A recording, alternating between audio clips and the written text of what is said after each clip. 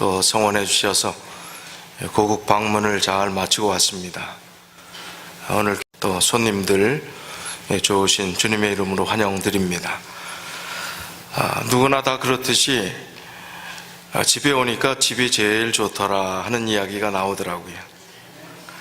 하늘 다음에 여기가 제일 살기 좋은 곳인 것 같습니다. 와이프가 와갖고 이 식탁을 이렇게 닦는데 먼지가 없어 그래요. 한 2주 비었는데 먼지가 없다는 거예요. 먼지 많이 쐬고 왔습니다. 황사에 또 미세먼지에 참 어떻게 한국이 그 맑은 하늘, 푸르른 하늘이 그렇게 되었는지 참 안타까운 마음을 가지고 왔습니다. 이렇게 행복한 환경에서 또 좋은 환경에서 하나님 섬기고 살아가는 축복이 얼마나 큰지. 비가 와도 좋습니다. 비가 언제 왔나 다 잊어버리셨죠? 이렇게 좋은 날 주신 하나님께 감사드리고, 하나님의 은혜가 우리 심령 속에 이렇게 맑고 밝은 날을 주셨던 것처럼 하나님의 귀하신 은혜가 우리 가슴 속에 벅찬 감동으로 매일 지속되게 되시기를 간절히 바랍니다. 오늘 본문의 말씀은 야고보서 5장 7절로 11절의 말씀입니다. 그러므로 형제들아, 주께서 강림하시기까지 길이 참으라. 보라, 농부가 땅에서 나는 귀한 열매를 바라고 길이 참아 이른 비와 늦은 비를 기다리나니, 너희도 길이 참고 마음을 굳건하게 하라. 주의 강림이 가까우니라. 형제들아, 서로 원망하지 말라. 그리하여야 심판을 면하리라. 보라, 심판주가 문 앞에 서 계시니라. 형제들아, 주의 이름으로 말한 선지자들을 고난과 오래 참음의 본으로 삼으라. 보라, 인내하는 자를 우리가 복되다 하나니, 너희가 욥의 인내를 들었고 주께서 주신 결말을 보았거니와 주는 가장 자비하시고 긍휼히 여기시는 이시니라. 여기 있는 말씀을 좀 조금 다른 각도로 말씀을 드리고 싶습니다. 인내에 대한 내용입니다. 오래 참으라 하는 것입니다. 그러나 오늘은 좀 다른 시각으로, 기다림의 시각으로 이 말씀을 좀 보기 원합니다. 7절 8절에 강조하는 부분이, 그러므로 형제들아, 주께서 강림하시기까지 길이 참으라. 언제까지요? 예수님이 다시 오실 때까지 참으라. 길이 참으라. 그 다음 8절에도 그랬어요. 너희도 길이 참고 마음을 굳건하게 하라. 주의 강림이 가까우니라.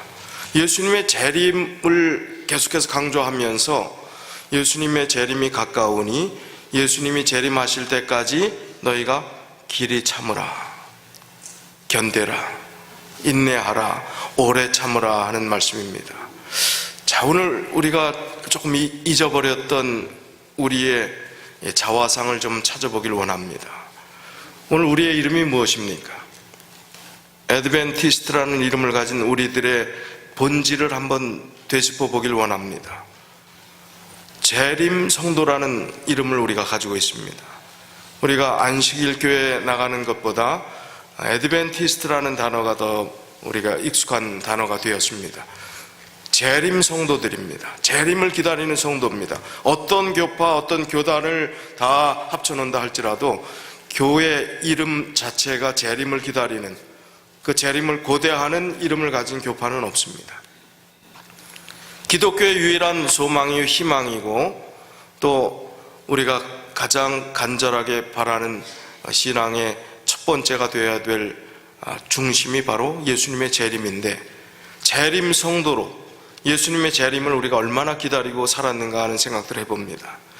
제가 고국 방문하고 부모님도 뵙고 그렇게 좀 휴가 간, 여행 간 개념하고 조금 다르다 할지라도, 근데 여행이라 하는 생각을 하면서 여행은 뭘까? 여행 참 우리 좋지 않습니까?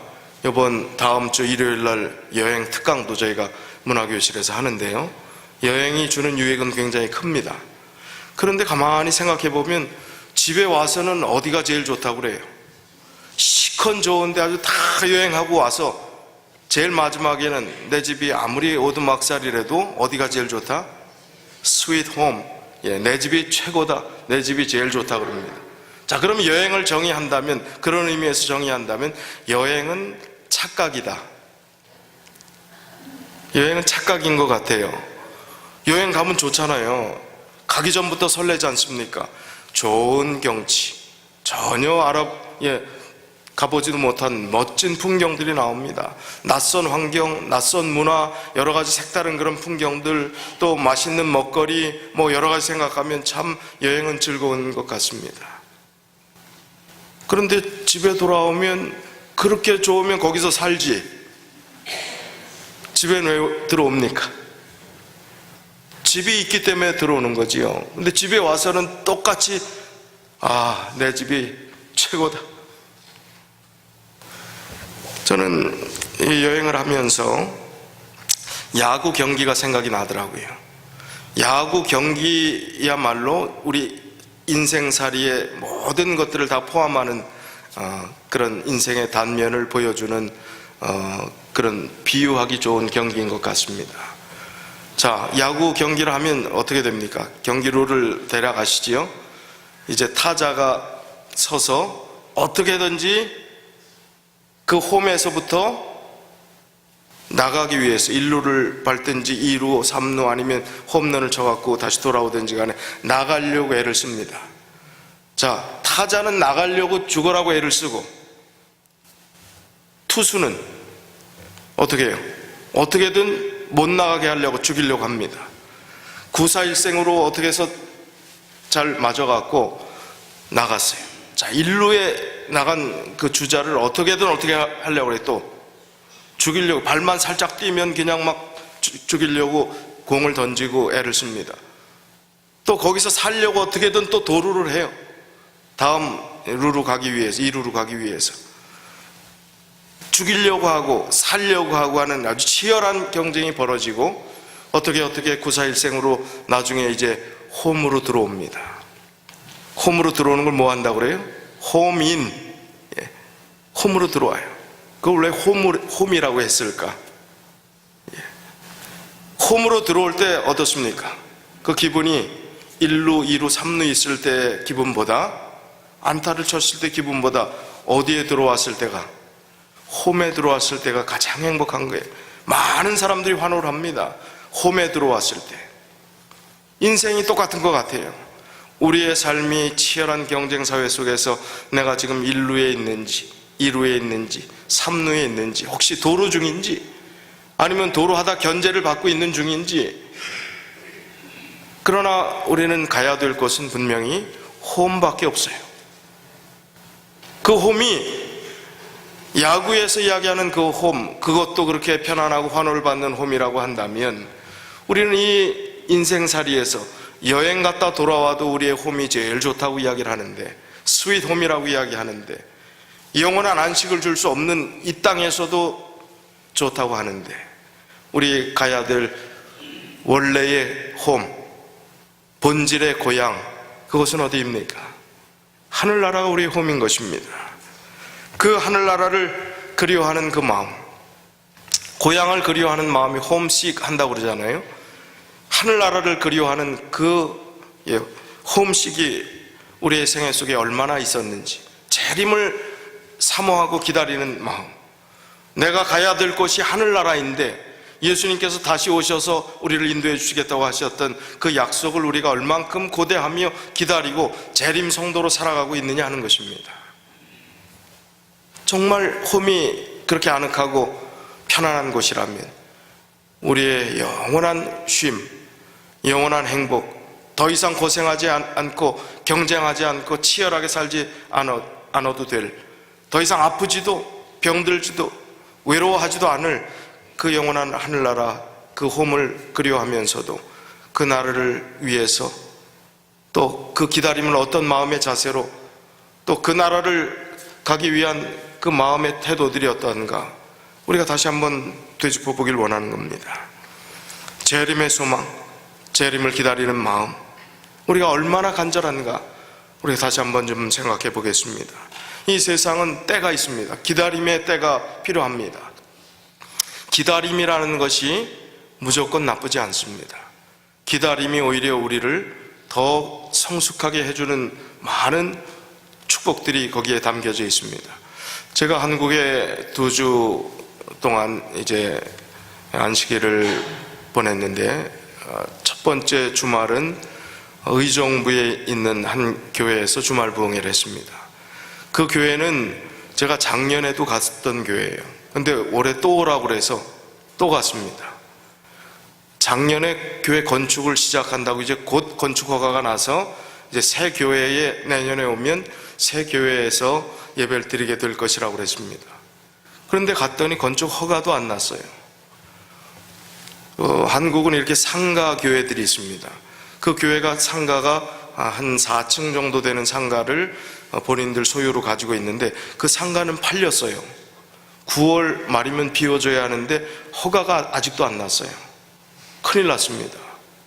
교인들이 뭐 기도하고 철야 기도하고 또 특별 기도하고 여러 번 뭐 노력을 하는데도 하나님께서 기도 응답을 해주지 않아요. 허가가 안 나는 이유가 교회 옆에 이 공유지가 시 땅인데 그것을 사서 같이 해야지 이 교회다운 모양이 될 수 있는 거예요. 그런데 그거 놔두면 뭐 굉장히 올라가는데 그거 좀 공시지가로 싸게 팔고 세금 조금 더 얻겠다고 시에서 쉽게 팔 리가 없습니다. 제가 다 됐을 줄 알고 갔는데 전혀 안 된, 시작도 못한 그 교회에 가서 어떤 설교를 했는가? 왜 하나님께서 우리에게 기다리게 하시는가? 그리고 기다리는 이유를 하나님께서 알게 해달라고 그렇게 기도하시면 좋겠다. 그런 취지에서 좀 기다림에 대한 그런 설교를 좀 했습니다. 그런데 제가 한국을 떠나기 바로 전날에 건축 허가가 떨어졌어요. 1년 동안 교인들이 기도하면서 벌써 들어갔어야 될 교회인데 건축 허가가 떨어졌다는 소식을 들었어요.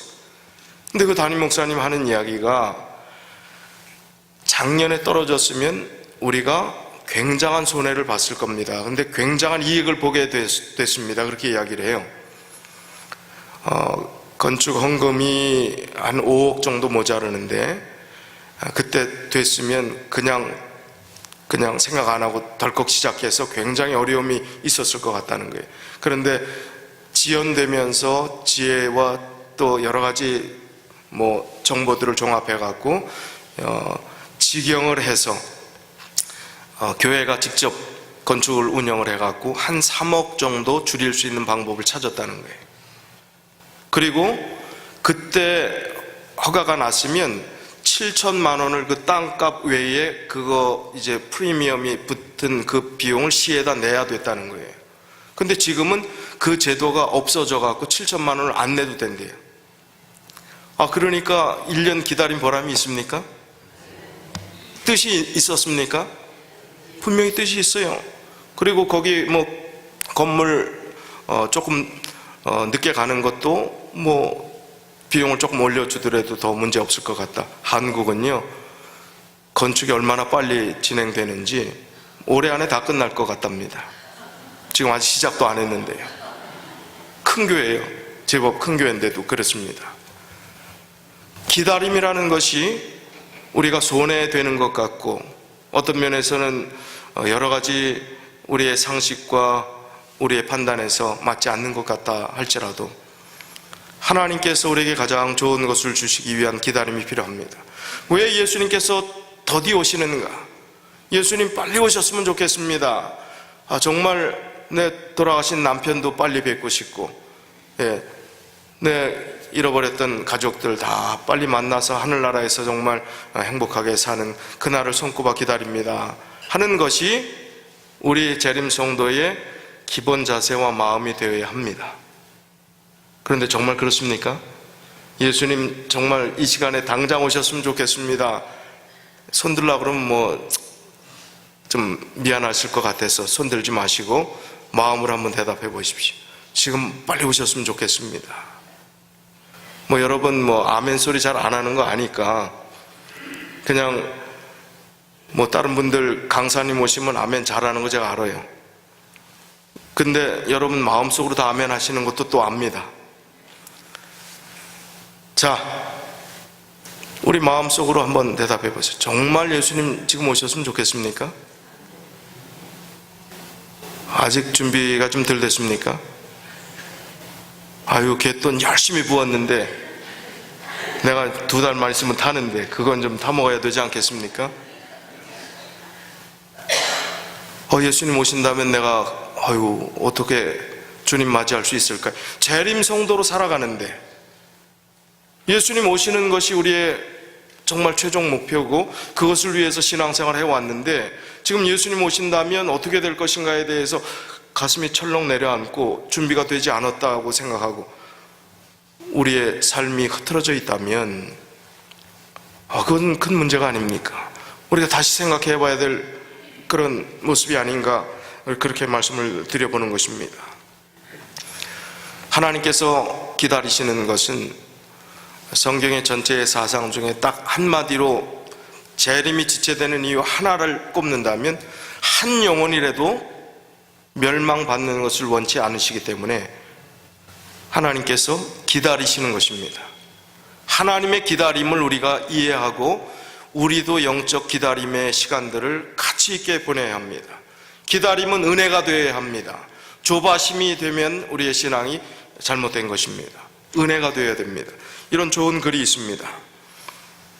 기다림의 은혜라 하는 글인데 조금 길지만 좀 들어보시면 좋겠습니다. 농부는 씨 뿌림으로 추수를 기다리고 산모는 잉태함으로 출산을 기다리고 낚시꾼들은 미끼를 던짐으로 고기를 기다리고 목사는 인내심으로 성숙한 성도들을 기다린다. 그렇다. 인생은 기다림이며 지구력과의 싸움이다. 밤에는 아침을 기다리고 겨울에는 봄을 기다린다. 하루하루가 기다림의 연속이다. 약속 시간을 기다리고 전화 오기를 기다리고 보낸 편지 답장 오기를 기다리고 누군가 찾아오기를 기다리며 좋은 소식을 기다린다. 쌀 씻어 불 지펴놓고 뜸 들기를 기다리고 외출한 자녀 돌아오기를 기다리고 월급날을 손꼽아 기다린다. 기다림은 우리의 삶을 지탱하게 해주는 든든한 버팀목이다. 신앙생활도 크게 다르지 않다. 기도의 응답을 기다리며 호련히 임재하실 하나님을 기다리며 또 병 낫기를 기다리며 문제 해결을 기다리며 믿음의 성숙을 기다린다. 그러나 기다림은 영적인 문제이다. 기다림을 방해하는 사단의 충동이 있기 때문이다. 그래서 기다려야 함을 알고도 기다릴 수 없고 기다리지 못하는 것이다. 기다림은 재미나는 놀이가 아니다. 기다림은 처절한 전투이다. 성경은 기다림에 대한 이야기로 충만하다. 하나님의 사람들을 보면 잘난 사람들이 그리 많지 않다. 다만 말씀에 의지하여 잘 기다렸던 사람들이다. 아브라함, 자식 없는 긴 세월, 자녀에 대한 기다림이 얼마나 힘들고 지루했을까. 모세, 외로운 광야에서의 40년, 사명에 대한 목마름으로 얼마나 초라하고 비참한 굴욕의 세월이었을까. 요셉, 상처와 억울함으로 얼룩진 13년, 회복과 그리움으로 얼마나 심장 터지는 통증의 나날들이었을까. 야곱, 실망과 시행착오의 21년, 성숙과 축복에 대한 사무침으로 얼마나 험악한 세월이었을까. 하나님은 당신의 사람들을 기다림이라는 용광로에 던져 타오르게 하신 후에 결국은 녹아지게 하신다. 마지막에는 기다릴 힘도 기다릴 여유도 제거하신 채로 말이다. 그냥 눈 떴으므로 아침을 열고 살아있으므로 살아내는 하루일 뿐이다. 그러나 지내고 보면 우리는 기다림으로만 작아지고 정화될 수 있었다. 설렁탕에 사용할 진국을 우려내기 위하여 최소한 8시간 정도 기다려야 한다. 우리의 거품과 세속적인 기름기는 기다림으로만 제거되고 진국이 되어질 수 있다. 기다림에 대한 반대는 조바심이다. 조바심의 뿌리는 불신앙이다. 조바심은 사단이 성도들을 넘어뜨리기 위하여 즐겨 사용하는 코드 중에 하나이다. 그러므로 조바심에 집착하거나 중독되면 영적 센서가 작동을 중지하거나 오작동을 하게 된다. 현재 우리에게 있는 쓴 뿌리와 불행의 이유 중에 많은 부분들이 조바심 때문에 생긴 것이다. 또한 지금의 고난이 어쩌면 조바심으로 인하여 하나님의 일을 그르침에 대한 심판일 수 있다. 그때 좀 더 기다렸으면, 그때 며칠만 더 기다렸다면, 그때 몇 달만 더 참았더라면 좋았을 뻔했던 일들이 의외로 많았던 것을 우리는 우매하여 지나고 나서야 깨달아 알게 된다. 기다릴 수 있음이 영역이다. 기다려지는 자체가 이미 절반은 승리한 영성이다. 기다림의 뿌리는 신뢰이다. 하나님을 신뢰하는 자만이 끝까지 기다릴 수 있다. 기도의 응답도, 전도의 열매도, 교회의 부흥도, 사람의 변화도, 문제의 해결도, 믿음의 성장도 조바심을 몰아내고 기다릴 수만 있다면 내 손에 넣을 수 있다. 아브라함이 75세부터 100세가 될 때까지 25년 동안 자녀를 기다렸듯이 하나님 또한 25년 동안 아브라함의 믿음의 성장을 기다렸을 것이다. 누구의 기다림이 더 중할까? 우리도 기다림으로 지치고 힘들어하듯 하나님도 우리를 향하여 동일하시다. 그래도 기다릴 수 있는 무엇이 있어서 좋다. 기다려야 할 일을 주심에 행복할 수 있다. 이 땅에는 기다릴 것도 기다릴 사람도 없는 사람들이 참으로 많다.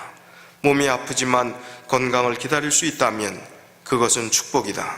가난하지만 부요함을 기다릴 수 있다면 그것 또한 은혜이다. 교회가 부흥이 안 되지만 부흥을 기다릴 수 있다면 그것은 무한 영광이다. 겨자씨만한 믿음도 없지만 믿음 성장에 대한 기다림이 있다면 그것은 즐거운 일이 아닐까. 가시 노릇하는 사람 곁에 있어도 성자 될 날을 기다릴 수 있다면 그것은 충분한 기쁨의 이유가 아닐까. 병든 남편, 속 썩이는 자식 곁에 있어도 그저 살아있음으로 다행이 아닌가. 기다림에 불평 않고 기다릴 수 있음에 감사하는 것이 성숙한 믿음이 아닐까. 밤중이 되면 돌아올 가족을 기다리는 것, 때가 되면 고추장에 밥 비벼 먹을지라도 은혜로 말미암아 밥상을 기다릴 수 있다는 것, 매일 아프고 힘들지만 38년 된 병자를 고치신 주님의 치유를 기다린다는 것, 오랜 시간 동안 찾아오는 교인 없을지라도 언젠가는 구름 같은 성도들을 기다릴 수 있다는 것, 주체할 수 없는 즐거운 일이 아닐까. 나의 가난함, 병듦, 부족, 실패, 연약함조차 부러워하는 이들을 생각하면 이 기다림으로 불평함은 오히려 사치가 아닐까. 기다림을 주신 하나님을 찬양하자. 기다릴 수 있는 그 무엇인가가 있는 하루를 주심에 감동하자. 다시 오실 주님을 기다림에 감동하자. 지독히 힘들고 어려운 삶일지라도 지극히 행복할 천국을 기다릴 수 있음에 즐거워하자. 응답도 축복도 부요함도 풍성함도 못 깨달으면 불평이나 수십 년의 기다림으로도 깨달으면 감사이다. 성경은 잠잠히 참아 기다리라고 하신다. 기왕 기다릴 것이면 입 다물고 기다려야 한다. 투덜거림으로 기다림은 안 기다림만도 못하리라. 선조들의 기다림의 날들을 세워보면 수년 동안의 기다림은 오히려 부끄러운 자랑일 뿐이다.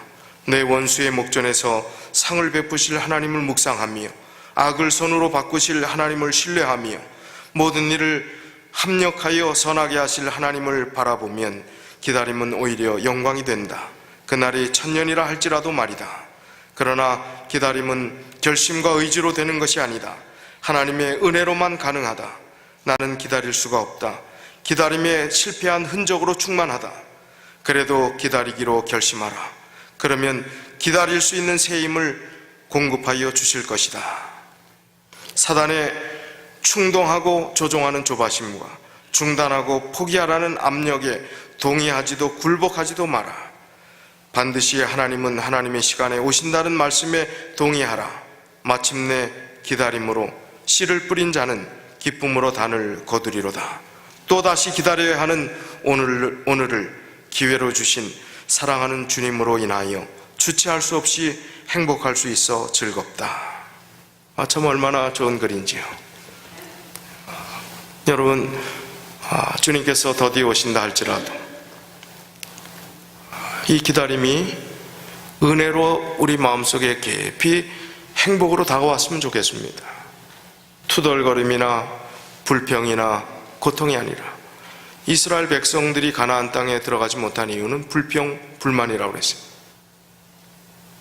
하늘나라 우리가 들어가지 못하는 이유도 불평과 불만이고 기다림에 실패하기 때문에, 하나님께서 그 상태에서 오신다면 우리가 잃어버린 바 될 많은 영혼들이 있음을 아시고 우리에게 또 기회를 주시는 것입니다. 또 기다림의 시간을 연장하시는 것입니다. 오늘 우리의 자화상을 다시 한번 살펴볼 수 있는 그런 은혜를 허락해 주시는 것입니다. 그래서 준비할 수 있고, 우리가 잘못된 길에 들어섰다 할지라도 돌이킬 수 있고, 살아있기 때문에 다시 주님께 가까이 다가설 수 있는 그런 은혜를 주신, 기다림의 시간을 주신 주님께 오히려 감사하면서 주님께 정말 한 발자국 한 발자국 더 가까이 나가게 된다면 우리의 시간들은 결코 낭비될 수 없는 시간, 은혜의 은혜를 더하는 아름다운 시간들이 되리라고 믿습니다. 요즘 왕교교과 공부 시간에 베드로 전서 후서를 공부하면서 여러분 마음에 느끼는 게 있지요. 이 베드로가 강조한 것도 말세에 대한 이야기입니다. 말세에 어떻게 살아야 되는가. 오늘 교과 제목도 그렇지 않습니까? 사람답게, 그리스도인답게 우리가 어떻게 살아야 되는가를 가르쳐 주지 않습니까? 예수님의 재림이 그토록 중요하고 소중한데도 불구하고 아주 멀리 있는 것처럼, 우리와 상관없는 것처럼 보이기 때문에 이 베드로는 예수 그리스도를 배반까지 했던, 저주까지 했던 그 하나님에 대해서 너무나 미안한 마음을 가졌던 이 베드로가 회심의 경험들을 갖고 예수 그리스도의 참된 제자로 다시 그의 삶을 돌이키면서 예수님이 다시 오심을 아마 손꼽아 기다리는 여러 사람 중에 가장 간절한 마음으로 그 예수님의 재림을 기다렸으리라고 생각합니다. 그래서 재림을 믿지 않는 사람들, 예수님을 직접 경험해보지 못했던 많은 사람들이 예수님의 재림을 아주 우습게 여겼어요. 그러니까 아주 한이 맺히고 도무지 답답해서 견딜 수 없는 심정으로 예수님의 재림을 강력하게 어떻게 설명해야 되겠다, 어떻게든지 소개해야 되겠다, 어떻게든지 증거해야 되겠다 하는 마음으로 쓴 글이 베드로후서 3장 3절로 18절입니다. 우리가 이 성경 구절을 잘 알지만 제가 쉬운 말 성경으로 좀 이 말씀들을 차근차근 읽어보겠습니다. 여러분께서 내가 재림을 정말 사모하고 기다리는 그 마음을 이 베드로의 심정처럼 그렇게 가지고 주님을 사모하고 기다리는가 하는 그런 마음가짐으로 이 말씀을 좀 들어보시면 좋겠습니다. 베드로서 3장 3절부터 18절 말씀입니다. 무엇보다도 여러분은 꼭 알아야 할 것이 있습니다. 그것은 세상 마지막 때에 조롱하는 자들이 나타나서 자신들의 악한 욕망에 따라 살면서 여러분을 비웃고 조롱할 것이라는 사실입니다. 그들 조롱하는 자들은 여러분들을 비꼬며 말하기를 그리스도가 다시 오신다는 약속은 도대체 어찌 된 것이냐? 보아라, 아주 오랜 옛날부터 우리 조상들이 죽은 이래로 세상 만물은 하나도 달라지지 않고 처음 창조된 그대로 있질 않느냐라고 할 것입니다. 이렇게 그들은 태초에 하나님께서 말씀으로 하늘과 땅을 지으실 때 땅은 물에서 솟아나와 물로서 이루어졌다는 사실과 또 그 당시 물이 차고 넘침으로 인해 옛 세상이 완전히 멸망되고 말았다는 사실을 일부러 무시하고 있습니다. 그러나 그때와 마찬가지로 지금의 하늘과 땅도 하나님의 말씀에 의해 당장은 보존되고 있지만 최후 심판의 날에 불경한 사람들이 멸망당할 때 함께 불에 타서 없어지고 말 것입니다. 그러나 사랑하는 형제들이여, 이 한 가지를 잊지 마십시오. 주께는 하루가 1000년 같고 1000년이 하루 같습니다. 그러므로 어떤 사람들이 쉽게 생각하는 것처럼 주께서는 재림의 약속을 더디 지키시는 것이 절대로 아닙니다. 도리어 주께서는 아무도 멸망에 이르지 않고 다 회개에 이르기를 바라시면서 여러분 모두를 위해 오랫도록 참고 또 참고 계시는 것입니다. 그러나 마침내 때가 되면 주의 재림의 날이 도둑같이 갑자기 닥칠 것입니다. 그날이 되면 하늘은 요란한 소리를 내면서 일시에 사라지고 세상의 물질들은 불에 다 녹아버리고 땅과 땅 위에 있는 모든 것들은 불타 없어지고 말 것입니다. 이렇게 그날에는 온 세상의 모든 것들이 불에 타서 다 녹아버릴 것인데 여러분은 과연 어떠한 사람들이 되어야 마땅하겠습니까? 거룩한 행실과 경건한 생활로 주님의 날이 속히 오기를 간절히 바라고 기다려야 하지 않겠습니까? 정령 그날에는 하늘이 불에 활활 타 없어지고 세상의 모든 물질들도 그 열기로 다 녹아버리고 말 것입니다. 그러나 믿는 우리는 주님께서 약속하신 바대로 온통 의로움으로 충만한 새 하늘과 새 땅을 기다리고 있습니다. 사랑하는 형제들이여, 여러분 모두는 그런 재림의 날을 간절히 기다리고 있으니 하나님 앞에서 한 점 흠없는 거룩한 생활을 영위해 나감으로써 아무쪼록 평강 가운데서 주를 맞이할 수 있도록 힘쓰십시오. 또한 여러분은 우리 주께서 오래 참고 기다리는 것이 여러분의 구원을 위함인 줄 명심하십시오.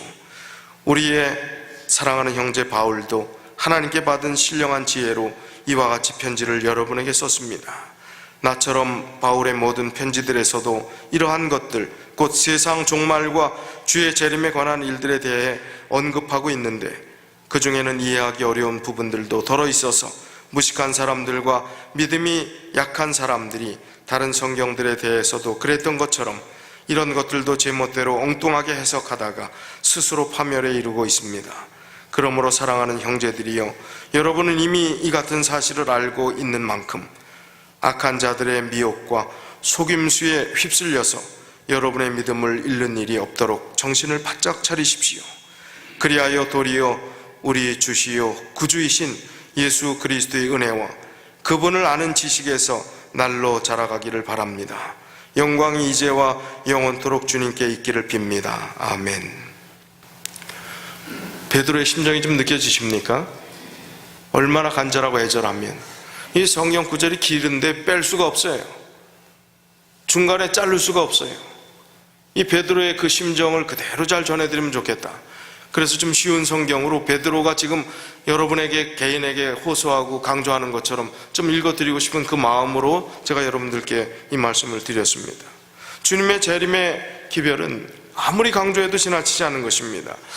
신약 성경 전체 절수를 다 나눈다고 할 때 재림에 대해서 직접 간접적으로 이 성경에 언급한 것이 매 신약 성경 25절마다 한 번씩 재림에 대해서 강조할 정도면 성경 전체에 어떠한 것보다 가장 많이 강조된 것이 예수님께서 다시 오시겠다는 약속입니다. 재림의 약속입니다. 그런데 그토록 소중하고 그토록 강조된 이 재림이 우리의 삶에는 얼마나 동떨어져 있느냐 하는 것입니다. 주님을 맞이하기에 준비되어 있느냐 하는 것입니다. 주님의 오심을 손꼽아 기다리고 있느냐 하는 것입니다. 지금은 교계에서도 이 교회의 여러 개신교, 특별히 모든 다른 교파에서도 지금은 재림을 설교할 때가 아니라고 잠잠하라고 소리를 높이고 있습니다.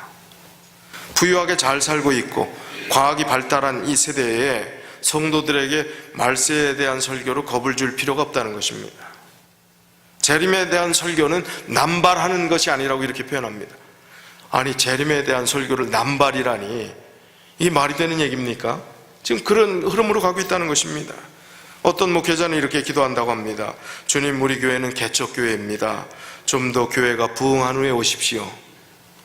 또 어떤 목회자는 이렇게 기도합니다. 우리 교회는 지금 교세가 굉장히 확장되어 갑니다. 우리 교회에서 세운 세계 복음화 계획을 다 이룬 다음 오셔도 늦지 않습니다. 또 어떤 목회자는 이렇게 기도합니다. 주의 재림이 없이도 우리는 지금까지 복음 사역을 잘 해왔습니다. 우리는 심판도 환난도 재림도 원치 않습니다. 그저 이 땅에서 평안히 오래 살다가 죽는 게 소원입니다. 기가 막힐 노릇이죠. 재림 성도가 재림을 기다리지 않는다면, 재림 성도가 재림이 우리의 삶의 가장 중요한 소망이 아니라면, 우리의 삶의 첫 번째 우리 존재 목적이 아니라면, 그것은 우리가 재림 성도의 이름으로 살아가기에 참 부끄럽고 부족한 모습일 것입니다. 마태복음 24장 42절에 그러므로 깨어 있으라. 어느 날에 너희 주가 임하는지 너희가 알지 못함이라 하셨습니다. 깨어 있으라. 깨어 있으라는 이 단어에 우리가 주목해야 돼요. 정말 깨어 있는가? 어떻게 하는 것이 깨어 있는 것인가? 내 삶에 예수님께서 오신다 할 때에 내가 깨어 있음으로 주님을 맞이할 수 있는가? 단순한 그 질문 속에 중요한 해답, 그 대답을 여러분께서 내리셔야 합니다. 마태복음 24장 44절에도 이러므로 너희도 예비하고 있으라. 생각지 않은 때에 인자가 오리라. 생각지 않은 때. 여러분, 죽음은 생각할 때 옵니까? 10달 되면 해산한다고 하는데 그것도 생각된 때에 옵니까? 요즘은 산부인과에서 예정일도 마친다는데 딱딱 맞아 떨어지던가요? 그렇지 않습니다. 분명히 10달에 아이가 나올 것은 알지만 잉태된 여인에게 해산의 고통이 이르는 것 같이 예수님께서 오신다는 건 너무나 분명하다는 겁니다. 분명한 때에 오신다는 겁니다. 말세의 모든 징조들을 다 보면 이러한 때에 오시겠다고 하신 그 약속들, 징조들이 이제 거의 다 성취되는 것입니다. 그런데 사단은 이 재림의 이야기들을 하지 못하게 교인들이 그 설교를 들어도 전혀 딴 세상 이야기하는 것처럼 듣게 만드는 것입니다. 그리고 무관심하고 아직 재밌는 게 많은데, 할 게 많은데, 그리고 이대로 예수님 복음 안에서 행복하고 잘 지내면 되는 거 아닌가? 그렇게 살다 보면 예수님 재림 우리 자연스럽게 맞이하는 게 아닌가? 맞는 얘기지만 어떤 면에서는 준비되지 않은 자들의 합리화일 수 있습니다. 바른 것은요, 겁주는 신앙이 되면 안 돼요. 종말 신앙이 팔복의 정신으로 살아가는 것이 중요합니다. 평소에 준비된 예수님과의 관계를 바로 갖는 게 중요합니다. 사건 쫓아다니고 무슨 일이 일어났다고 그냥 거기에 우리가 그냥 동요하고 하는 그런 신앙은 바람직한 것이 아닙니다.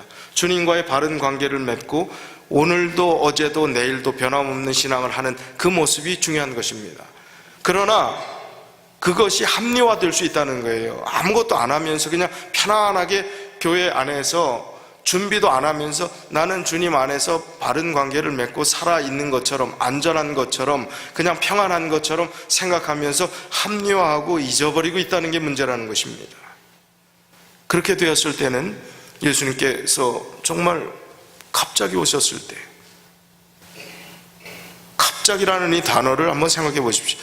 죽음이라는 걸 한번 생각해 보세요. 그러면 아무리 연세가 많으신 분들도 내가 지금 내일 무슨 일을 하고, 그 다음에 한 달 뒤에 무슨 일을 하고, 1년 뒤에 무슨 일을 하고, 다음엔 어떤 생일날 뭘 어떻게 하고, 또 어떤 기간에 자녀들이 찾아오고, 어떤 여행을 하고, 인생에 다 계획들이 있습니다. 근데 아무리 중요한 계획이 있더라 할지라도 죽으면 내일 정말 중요한 계약건이 있어갖고 서류를 이만큼 검토해야 되고 지금 머리를 싸매고 있다 할지라도 그거 수익이 몇백만 불 들어오는 그러한 계약건이라 할지라도 죽으면 끝이에요. 그건 남의 일이 되는 것입니다. 아무 상관이 없는 일이 되는 것입니다. 종말이요, 재림이요, 예수님 언제 오시냐고요? 더디 오시는 거 아무 상관없습니다. 내일 내가 죽으면 그게 종말이거든요. 그러면 내일 어떻게 될지 모르는데 오늘 준비해야 되지 않습니까? 성경은 내일에 대해서 이야기하지 않습니다. 오늘에 대해서 이야기합니다. 오늘 준비하라고 이야기합니다. 그래서 우리가 신앙생활하는 이유, 교회에 나오는 이유, 제가 어제 저녁 설교 시간에 그런 딜레마를 이야기했죠. 목사들이 평안의 복음, 쉬운 복음, 축복의 복음, 이런 것을 대개 현대교회 목사들이 전하는데, 그렇지 않은 거치는 기별, 마음속에 내가 그 설교를 들으면 마음이 찔리고 내가 그냥 뭐가 걸리고 이런 기별을 전하면 현대교인들은 떠난다는 거예요. 떠나도 그 기별을 전해야 되는가, 아니면 그 기별 빼놓고 좋은 얘기만 해야 되는가, 거기에 딜레마가 있다. 그러면서 제가 다른 한 예화를 말씀을 드렸었는데, 오늘날 강단이 그렇습니다. 재림에 대한 이야기 하지 않습니다. 그리고 우리가 성도들이 헌신하고 희생해야 된다는 이야기 하지 않습니다. 돈 얘기하지 않습니다. 11조에 대한 이야기도 하기를 굉장히 꺼려합니다. 다 그냥 여러분들 입장에서 제가 거꾸로 생각해보면 저는 정말 어떻게든지 여러분 마음 편하고 행복하고 정말 교회 와서 하나님의 사랑을 푸근하게 느끼고 돌아갈 수 있게 하는 그런 말씀만 드리고 싶어요. 정말 그렇게 하고 싶어요. 정말 그렇게 하면 좋은 겁니까? 정말 여러분 그런 말씀 듣고 일주일 내내 힘들게 고생했는데 교회까지 와서 또 두드려 맞는다. 아이고 좀 하나님 은혜와 사랑과 그런 얘기 좀 하지 밤낮 두드려 맞는 소리만 하면 여러분 신앙생활 하는데 얼마나 힘드시겠습니까? 그런데 재림 성도로 살아가려면, 바른 신앙의 길을 걸어가려면 지금 우리가 굉장히 멀리 떨어진 곳에 서 있는 그 지점을 확인해야 하거든요. 그리고 빨리 돌아서야 되거든요. 우리가 살아있을 때, 기회가 있을 때 그 길을 가야 하는 그러한 숙제가 우리에게 놓여져 있기 때문에, 여기 아니면 어디서 그런 얘기를 하겠습니까? 이 자리 아니면 어떻게 그런 말씀을 할 수 있겠습니까? 우리가 이왕 믿었다면 끝까지 주님 안에서 하늘까지 같이 가야 되지 않습니까? 그렇기 때문에 마음에 거치는 기별이 있다 할지라도, 진리가 맞다면, 하나님 말씀대로 믿는 신앙이 분명하다면 우리가 최선을 다해야 합니다. 헌신해야 합니다. 그리고 희생해야 합니다. 손해봐야 합니다. 진리를 위해서라면, 하나님 말씀을 위해서라면 그게 사는 길이기 때문에 행함으로 말미암는 이야기하는 것 아닙니다. 하나님께서 희생하신 그 사랑의 가치 때문에 우리가 당연히 그렇게 해야 하는 것입니다. 그래서 준비하고 있으라 하는 말씀을 주시는 것입니다. 교회증언 7권 44쪽에 아주 균형진 말씀을 하고 있습니다. 매일 아침 그날을 위해 그대 자신과 그대들의 자녀들을 하나님께 바치라. 여러 달 혹은 여러 해를 기약하지 말라. 그것들은 그대의 것이 아니다. 단지 짧은 한 날이 그대에게 주어졌을 뿐이다. 그 날이 마치 지상에서의 마지막 날인 것처럼 주님을 위해 열심히 일하라. 그대의 모든 계획을 하나님께 내어놓고 주님의 섭리가 지시하는 대로 추진하든가 포기하든지 하라. 교회증언 7권 44쪽에 있는 말씀입니다. 단지 짧은 한 날이 우리에게 주어졌습니다. 그 날이 지상에서의 마지막 날인 것처럼 생각하고 주님을 위해서 열심히 일하라. 최선을 다하라는 것입니다. 그리고 모든 계획을 하나님께 내어놓고 주님의 섭리가 지시하는 대로 추진하든지 포기하든지 하라. 추진하는 것은 뭐예요? 하나님의 영광이 될 것이면 추진하고, 하나님의 영광을 가리우는 것이면 어떻게 해요? 포기해야 되는 것입니다. 그게 우리가 살아갈 삶의 자세라는 것입니다. 매일 아침 그날을 위해 그대 자신과 그대의 자녀들을 하나님께 바치라. 우리 자녀가 신앙 안에 없다 할지라도 우리 자녀들을 위해서 구별하여 바치는 기도를, 하나님 우리 자녀를 주님께 구별해 드립니다. 이 아이가 철이 없어서, 아직 영적으로 철이 들지 않아서 하나님 떠나서 자기 잘 먹고 잘 살겠다고 지금 이러고 있지만 주님 너무나 불쌍한 영혼입니다. 주님 이 자녀를 하나님께 드립니다. 주님 주께서 돌이켜 주십시오. 주께서 회복시켜 주십시오. 이 기도를 우리가 하지 않는다면, 우리 자신과 자녀들을 위해서 그렇게 하라고 했는데 그걸 하지 않는다면, 그리고 자녀가 신앙 안에 돌아오지 않는다고 염려만 한다면 그건 우리가 하지 않는 일을 기대하는 것 아닙니까? 그래서 중요한 말씀을 하는 것입니다. 정말 이 귀중한 한 날을 하나님께 구별해 드리고 또 최선을 다해서 하나님께 헌신하게 될 때 재림 성도로 살아가는 정말 본질을 우리가 깨닫고, 내가 오늘 하루를 주님을 위해서 살고 이 하루가 끝난다 할지라도 오늘 저녁 잠자리에 들고 그것이 인생의 마지막이 될지라도 주님과 더불어 부끄러움 없이 모든 걸 다 맡긴 바 되었으니, 부족하지만 하나님께 다 맡긴 바 되었으니 주께서 오늘 나의 삶이 끝난다 할지라도 나의 삶을 기쁨으로 받아주실 것을 믿습니다. 그리고 평안한 잠을 자는 겁니다. 요한계시록 22장 7절, 보라 내가 속히 오리니 이 책의 예언의 말씀을 지키는 자가 복이 있으리라 하더라. 요한계시록 22장 20절, 이것들을 증거하신 이가 가라사대 내가 진실로 속히 오리라 하시거늘 아멘 주 예수여 오시옵소서. 오늘 우리가 아멘 주 예수여 오시옵소서, 재림 성도로 아멘 주 예수여 오시옵소서 하는 그 고백을 날마다 주님께 드리는 재림 성도가 다 되시기를 간절히 바라면서 말씀을 줄이겠습니다.